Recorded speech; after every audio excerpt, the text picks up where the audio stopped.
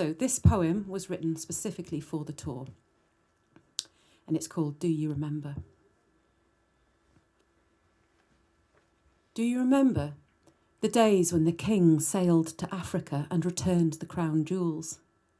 On his knees with complete and sincere regret, he softly wept as he spoke words of contrition and made rituals to the mines by laying the diamonds on soft beds of moss and denouncing the spells upon them that bound us all in this teetering house of cards. Do you remember that whole year of ceremony, where each and every crime against humanity was announced at Speaker's Corner by a humble Prime Minister, and for each and every stolen soul and livelihood the British state issued forth a complete apology? And these words became a new form of policy. The debts of the colonies wiped clean, and Britain's bankruptcy finally seen.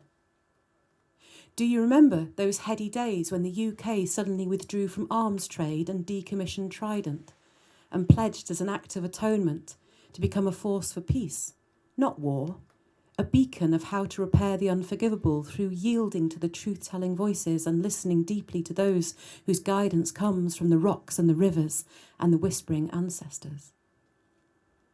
Do you remember the estates of the gentry were returned to the commons and turned over to food growing and dignified burial of the dead?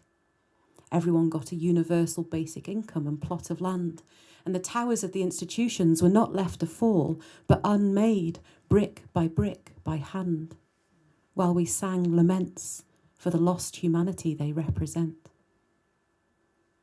Do you remember the day the divorce papers were signed, and the union went through conscious uncoupling, and the sovereign Celtic nations collectively rejoined the EU? And communities swept into empty housing stock and lovingly made hearths for the homeless and those seeking asylum. The youth went into care homes and took down the life stories of a dying generation and was suddenly rich because, do you remember the national conversation about what we collectively value most?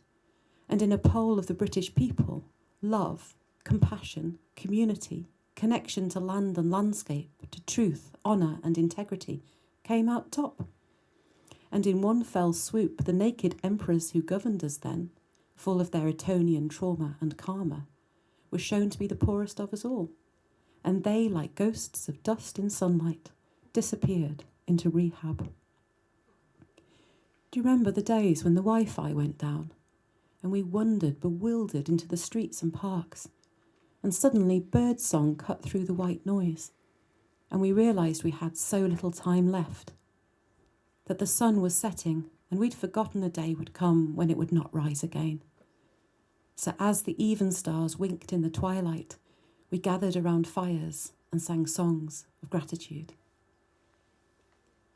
Do you remember when the fragments of the unmourned dead were reconciled and remembered, and the legions of shivering ghosts linked arm in arm danced their way home, and they were met by the joyous ancestors who received them all, and they all became one, and the collective mind of Europe was suddenly still?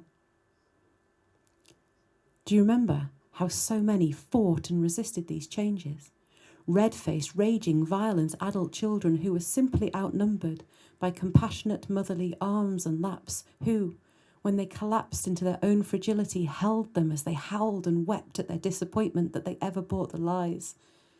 And when they were finally spent, we fed them bone broth and kissed their eyes.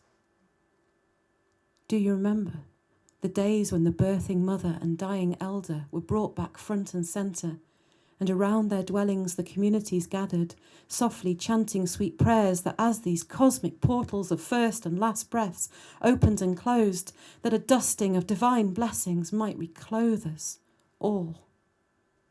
And that, in honour, we midwife and hospice together.